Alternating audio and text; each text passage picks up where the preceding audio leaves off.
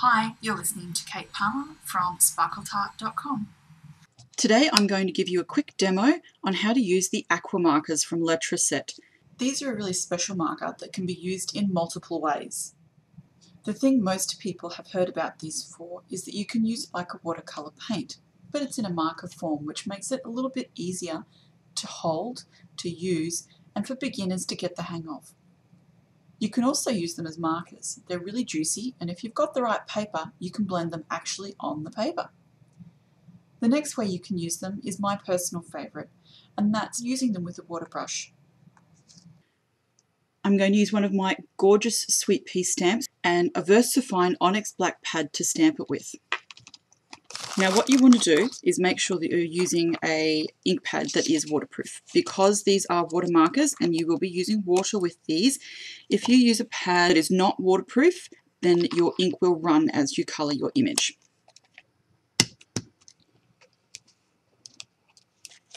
Now the one thing I have noticed with the AquaMarkers, they say use with Watercolour Cardstock. What they should say is must be used with Watercolour Cardstock, because the tests I've done on just normal card and plain paper, the markers really pill the paper. So it's absolutely essential that you're using watercolour paper for this. I'm using Arch Smooth Watercolour Cardstock, 185 GSM, otherwise your stamped image does not turn out very well. And you can see the beautiful sweet pea stamp there. So I use the technique where I apply the AquaMarker to a piece of acetate or non-porous something or other, tile, glass. I'm just using a piece of plastic, and then I apply it using a water brush. So that's what I'm going to do now. This is the Celery coloured AquaMarker. It's got two tips, so it has a fine tip for detailing and it has a fatter tip for colour application, sort of like washes and things. I just like to scribble using the fatter tip.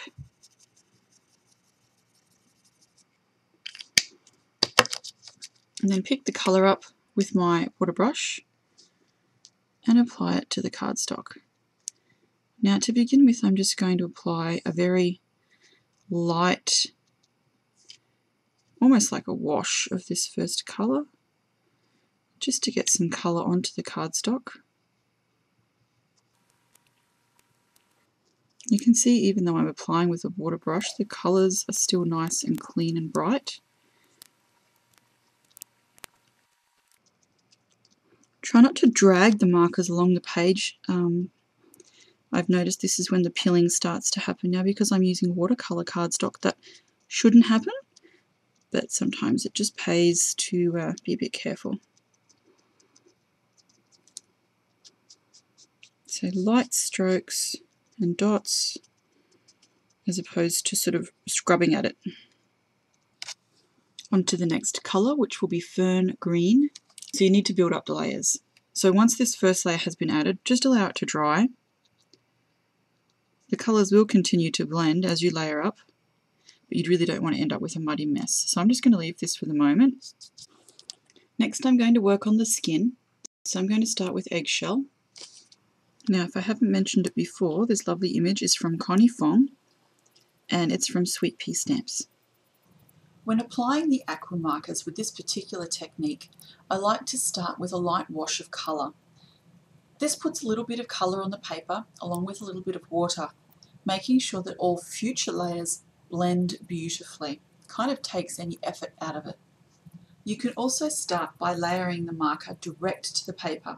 But what you'll find is that you get a much more intense colour, which sometimes, depending on the dye colour, makes it a little bit more difficult to blend. Now next I'm going to use some of the Mocha for a nice sort of more brown skin tone, but I'll use only a very little bit of this. And you can see what I'm doing is kind of working that darker colour into the paler.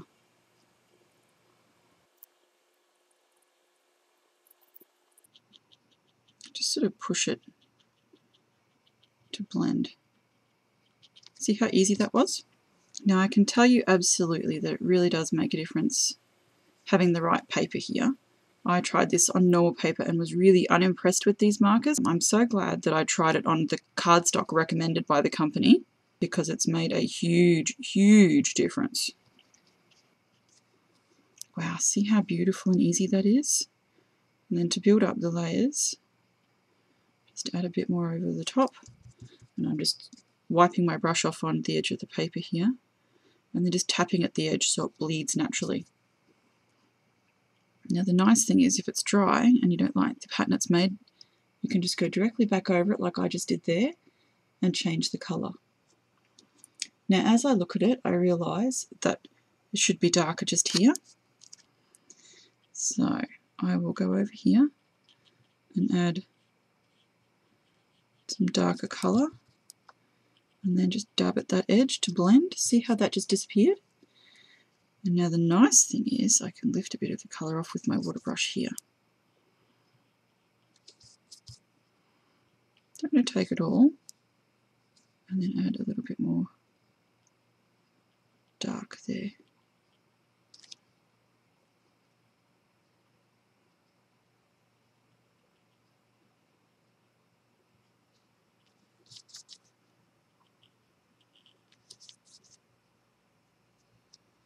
Now I'm going to need to add a lot more shadows here because the rest of it's still quite pale.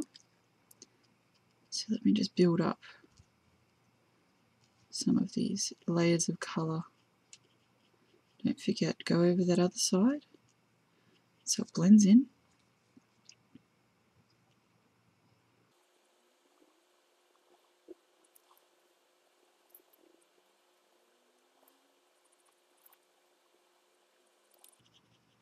And then wet those edges so that those colours blend.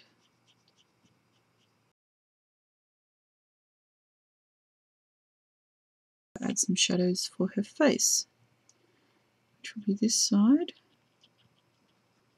around the hairline. Drag those into the middle to blend, and add a bit of that eggshell as well to help deepen the colours. Now you'll notice I'm sort of staying away from the middle of the face, which would be the lightest. And while it's nice and wet, I'm just adding a bit more of the Mocha to help deepen some of those areas. Push it back a little here for a cheek and let that dry. I'm adding a little cherry blossom just where the cheeks are.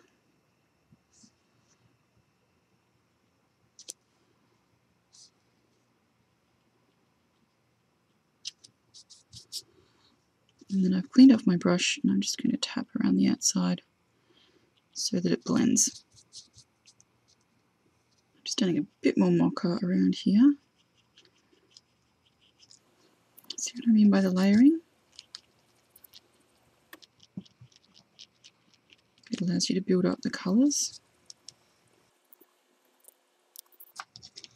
It might seem a bit funny, but I'm going to add the tiniest bit of mauve into that shadow under her neck. Just around here.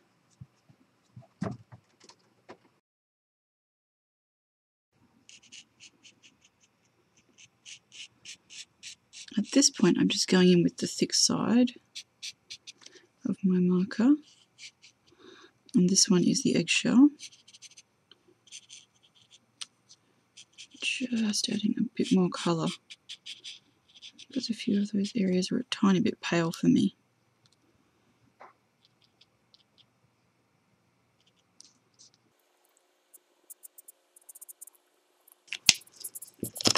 And then of course I shall go in with my water brush, blend those edges out.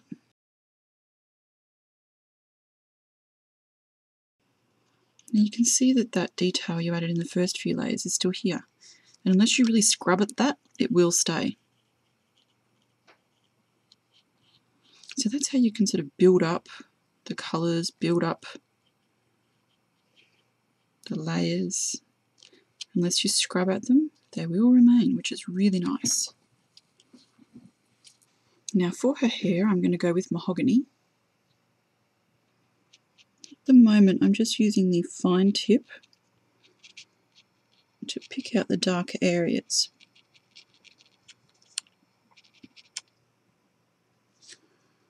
Now because the light's hitting at the top, this area of her crown's going to remain a bit lighter.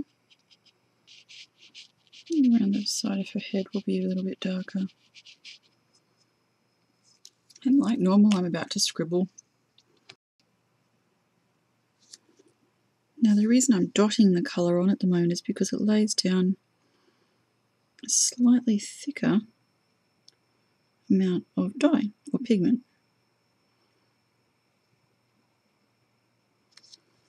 Rather than dragging. So by dotting it on just here, I'm getting a thicker coverage of that, the dye, the colour intensity.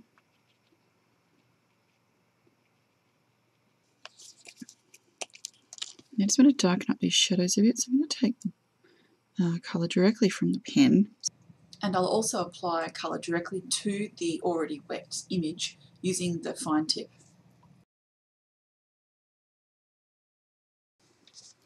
Now I see her face has become a tiny bit muddied. So I'm just going in, again with the fatter end of the marker, just adding a bit more of that shadow back in.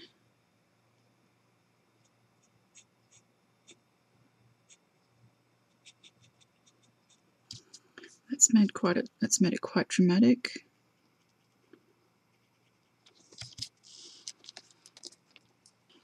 And I'm just going to soften that slightly, not very much, just by adding a bit more of that eggshell in.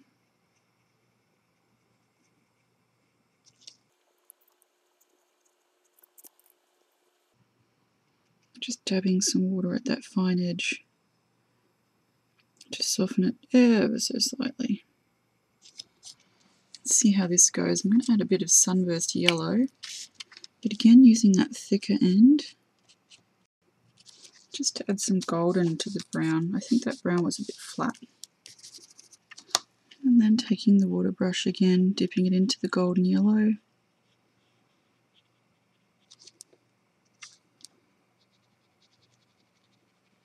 So I've just gone back in and added a bit of Sunburst yellow over the top of the brown, and I really think it's just warmed that whole thing up, really giving it a bit more life. Yummy! Don't you agree? Adding that Sunburst yellow just made that brown into something so much yummier. So when you get nice and close, you can see how beautiful and soft that watercolour effect is from the AquaMarkers. And I was really impressed with the way they gave such smooth blending. I'm so happy with the skin tone. It's got some real shadows and real depth to it. All that layering of those colours has worked really nicely. See how smooth that is?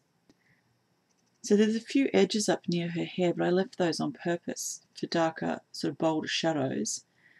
But you saw how much colouring I'd done on her face. And I think that's just blended so beautifully. And I've got purples and browns and creamy kind of colours. And yet there it all is. Smooth and seamless, no edges. I hope you found this useful. Keep an eye out for a few more tutorials using the AquaMarkers in the future. And of course you can always pop over to my blog if you'd like a full list of colours that I've used. So again, that's sparkletart.com, and I'll see you there. Thanks so much for watching and have a wonderful day. Bye.